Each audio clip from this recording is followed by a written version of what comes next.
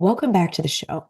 Now, I'm always happy that you're here on our episodes, but I'm particularly thrilled that you're here. And there's no accident if you're listening to this, because we're going to do something exciting. We're going to smash your next glass ceiling. Okay. How does that sound? Let's just imagine, just kind of cue the sound effects. We're going to smash your next glass ceiling, and we're going to talk about a very specific process, actual action steps you can take right now today to overcome any fear, resistance, procrastination, and even avoidance of making sales, making offers, of increasing your revenue.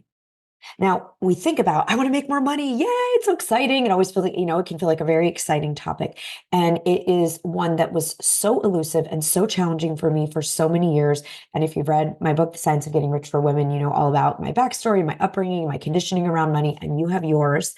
And if you are not already making the amount of revenue that you want, there is an inner glass ceiling. There just is. And we would know if there wasn't, because you'd be making the amount you want to make. If you're already making all the money you ever hope to make, and you feel, just completely free and clear and no resistance at all about making sales, making offers, marketing yourself, any of that, then stop listening to this and go out and go create some abundance. Then you don't need this episode. Any of the rest of us that have not found this to be the easiest or most like, from a mindset perspective or an external perspective, like whatever the resistance and blocks have been, if it hasn't been the easiest thing for you, keep listening, get something to write with, and buckle up, because we're going to do this together. The good news I have for you is that as little as 7 years ago, I was struggling to make more than $50,000 a year as an author, speaker, coach. And I now make multiple millions of dollars a year as an author, speaker, coach. So what I was doing, the service that I provide in terms of thought leadership, in terms of coaching, in terms of speaking, has not changed.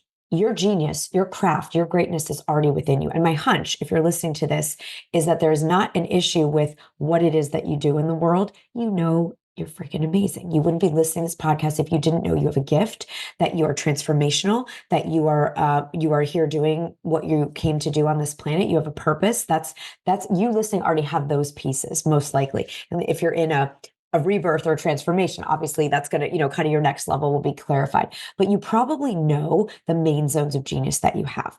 The issue for me was not knowing that I was, developing my craft to be of great service and get great results with people. It was that I had massive stuff. Okay. Massive, massive, massive internal stuff around the feeling of talking about money, inviting people to, do offers. I would see people in the coaching space and different consultants and big, making all this, these huge salaries and huge income. And I just couldn't, it was baffled. It was confounding to me. It was like, what are they? And I knew that my skill level in some cases was equal or more than some of these people, but that's not what this is about.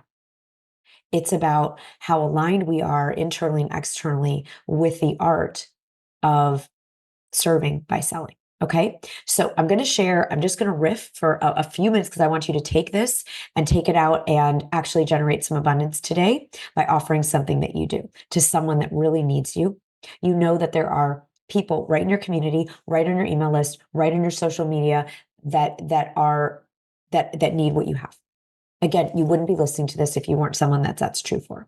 So let's get you you maybe not be stuck, but let's get that ceiling broken so that you can rise to your next level in your abundance. Now, what I want to really cue in on are just the things that made what were the major game changers in this process for me. And I'm really going to just focus on two things. That's all I really want to, I was going to talk about six things. I'm talking about two. That's what I'm feeling in this moment. Let's keep this so incredibly simple. And if you do these two things, you will make more sales, you will make more money, you will transform more lives, period. Okay. The first thing is having a paradigm shift about what selling even is. And for so long, I think that there was a part of me that felt guilty for even asking anyone for money. That was a worthiness problem inside myself. And it was also a conditioned sort of external idea about the idea that, selling, I couldn't even use that word. If you said, I'm going to go to a sales workshop, I was running the other direction, just wanted nothing. That felt so uncomfortable to me. That's where I started from. Okay. So just know wherever you are in this, you might not be as extreme as I was, that you can and will break the glass ceiling that's been holding you back. So the first is to completely redefine and transform what we think selling is. And if I could put it into one sentence, the game changer for me was when I started to view selling as service. And that happened for me when I went to an event where two women got up on a stage and made an offer to their $10,000 program. And it was a catalyst. That was my first smashing of my glass ceiling, came because I joined their program and did every single thing that they taught in that program. It was basically like saying, you have an idea, you don't really have a business, you don't have a way to put it together, you don't have a framework. And they got people to six figures a year, right? Which sounded like it might as well have been 20 million at that point to me.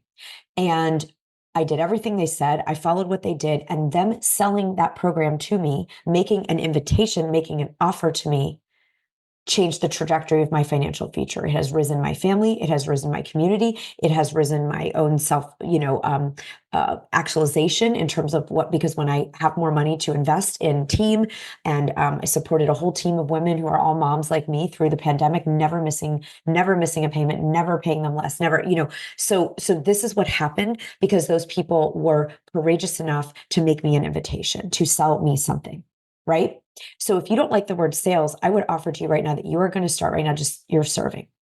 And I want this to become so real for you that when you're in a conversation, whether it's one-on-one on a Zoom, or whether you're speaking from a stage and making an invitation, or whether you are on a group setting online, whatever it is, that you don't even feel a different energy between when you're serving someone with content, information, strategy, and when you invite them to take a next step. And how could this become real? How could we actually believe this? The first is just to pretend it for a while. You can act as if selling is now service. There's no difference. I serve. I'm not going to go have a sales conversation. I'm going to have a service conversation. Okay. Here are some other things that made that real to me.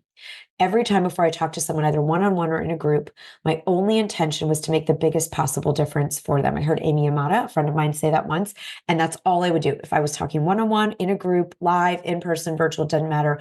My goal is to make the biggest possible difference. So I would share really, really valuable content, and I would invite people to work further if it felt like a good fit, and only if I felt like it did and they felt like it did, so that I never had a question of my own integrity, and I never had a question that I was, just selling to sell, or it was all about the money. It was like, is this in this person's highest good from what I can feel? Do I feel like I can make a difference? Do I feel like I can get them from where they are now to a big dream that they have? If the answer is yes, I will make the invitation. And it's totally fine if they aren't interested, they don't want it. I have no attachment to that. Have I made the biggest possible difference? Because the truth is that those women standing on the stage, while I loved their 3-day event, could never have made the difference that they made in my life and my financial future if I wasn't in their 12-month experience and didn't get to train with them and have office hours with them and have time to learn their strategies and templates the same way I give all those things to our thought leaders in Thought Leader Academy, right? So totally shifting everything to selling is now service, no matter what period, because I love to serve. That part where there was no conflict in me, at all to go serve people. And by being of service, I'm not attached to if someone wants to move further and do more work with me. Maybe they just do want to come to the 3-day event or the Zoom or get on the call and learn my process to create your best-selling book idea in 20 minutes. And then I've done a service. And if we never work together again, I can feel really good about myself for having given something real and valuable and useful. Okay. So there's two things we're talking about today. The first is that selling is now service. And at first I thought it was complete bullshit and I didn't even believe myself saying it, but I started to just pretend it was true. How would I act if selling really was service? Well, I would have more conversations with people. I would get up on stages and make invitations more. I would actually put together a framework and programs that I could work further with people than a single workshop or a conversation or a talk, right?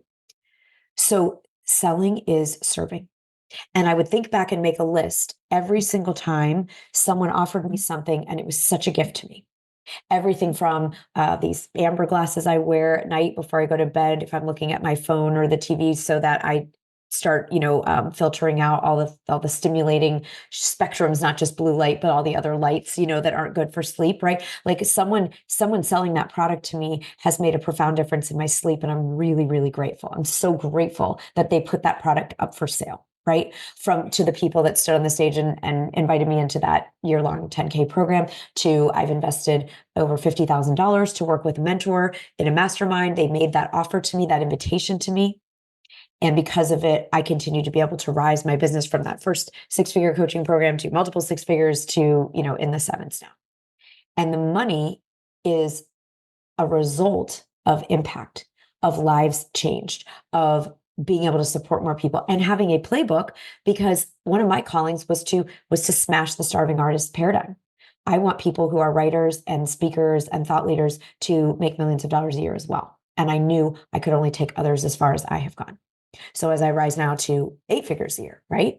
It's not just about like, oh, I want to have 8 figures a year. It's that money has a purpose, and its purpose is to invest more in great people and great talent, to support the people and things I care about, to have a playbook for others that want to go to multiple 7 figures and beyond. No limits. Women lost $900 billion in the pandemic by the fall of 2023. 900 billion 2022. That was the number.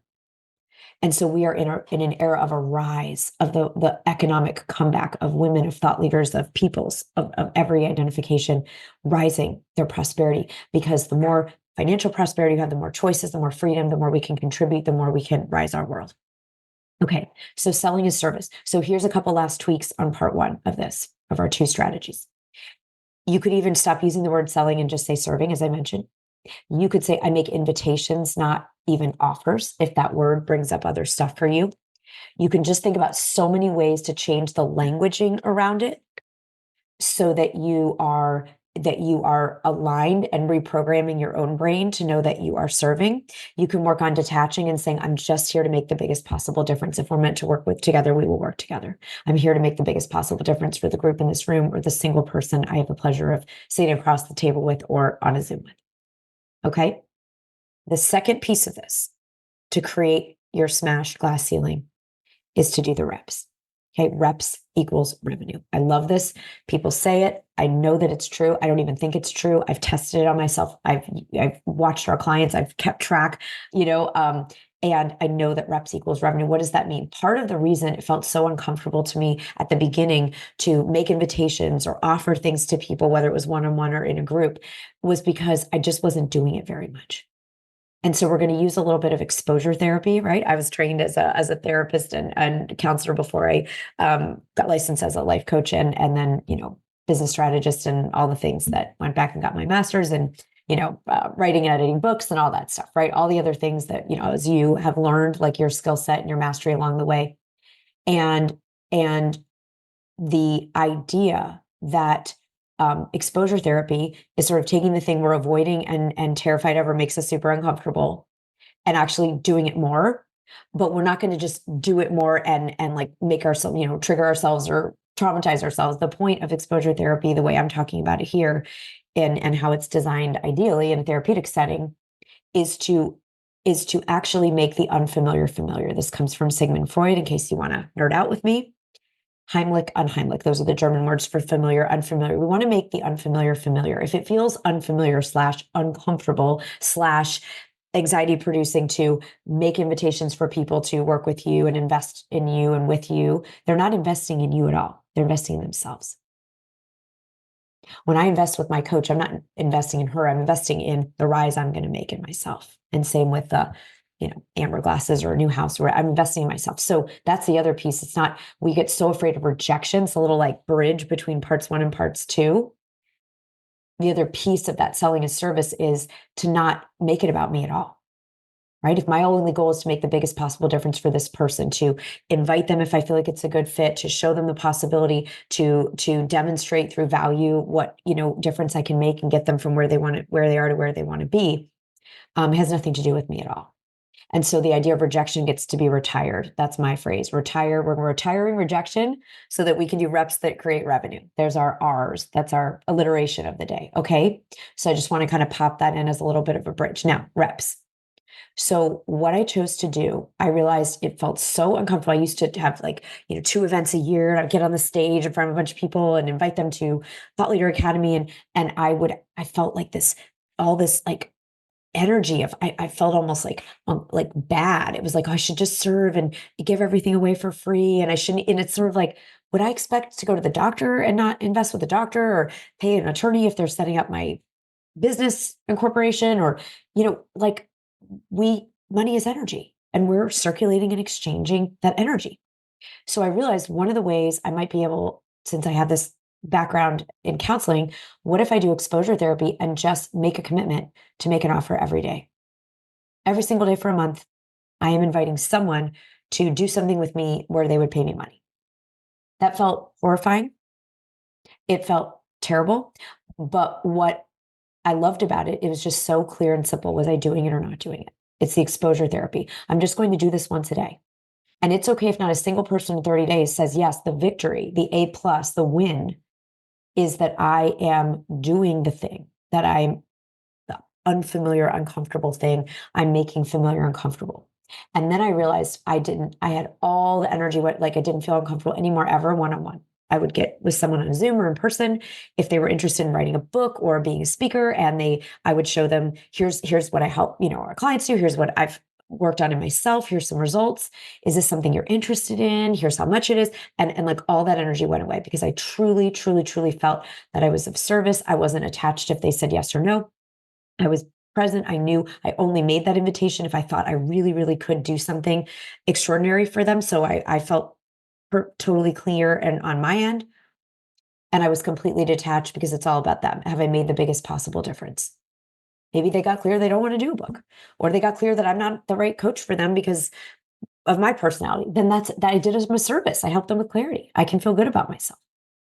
But then I would get up on a stage with a group of people or on a Zoom with 100 people on a Zoom room, or even 5 people, or even 10 people.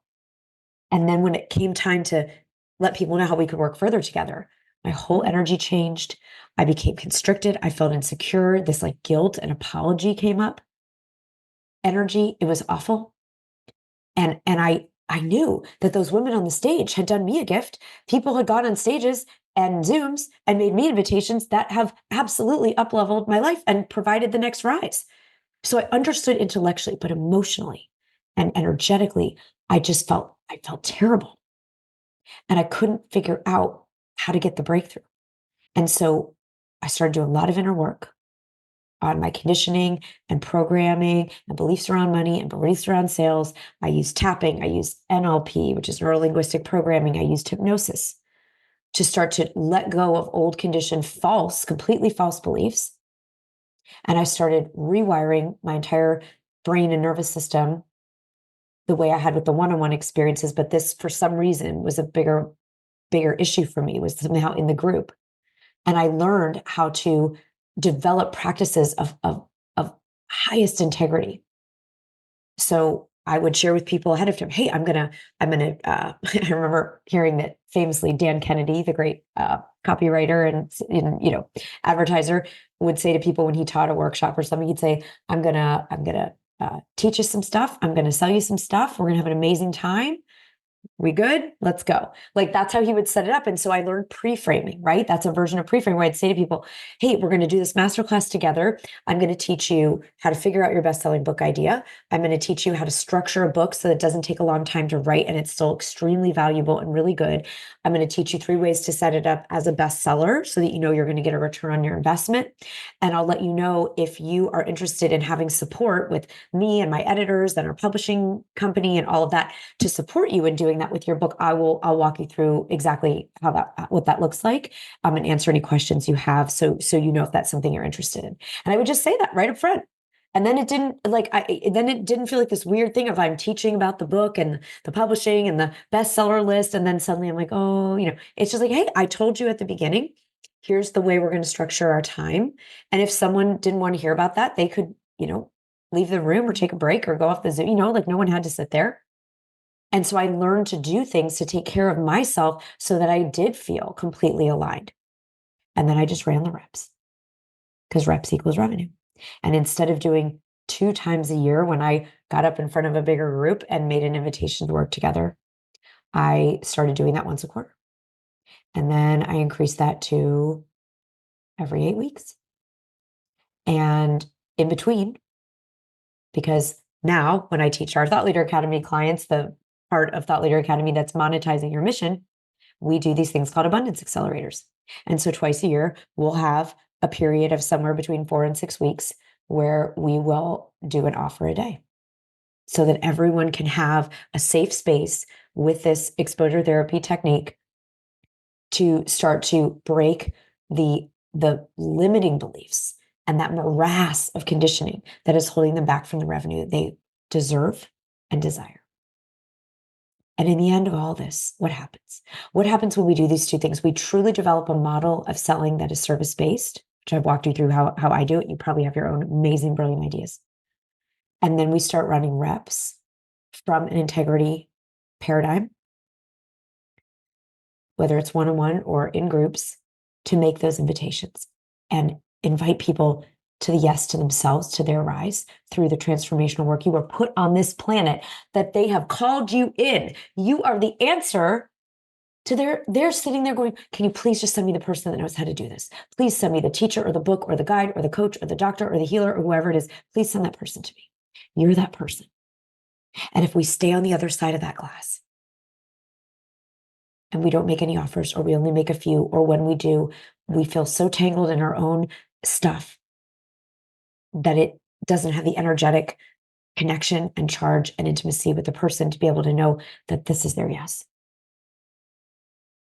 then everybody loses. You, them, and the world. Because whatever the transformation is you help your person do, whether it's their health or their business or their parenting or their vision or their spirituality or whatever it is, we know that when they rise that area of their life, they're going to impact more people. So this is now a compounded effect. So we can be you can, like I was, in a lose-lose-lose model where I wasn't making the impact, I wasn't serving the greater good of the world, and I was not serving my own rise financially. And then you can move into the win-win-win. So when we do these two things, service-based model, running the reps, selling a service, running the reps, then everybody wins. This is an episode where I really want to hear from you. Please, please, please post in the comments, DM me at Sarah Cannell on Instagram, or you can put comments here on the podcast.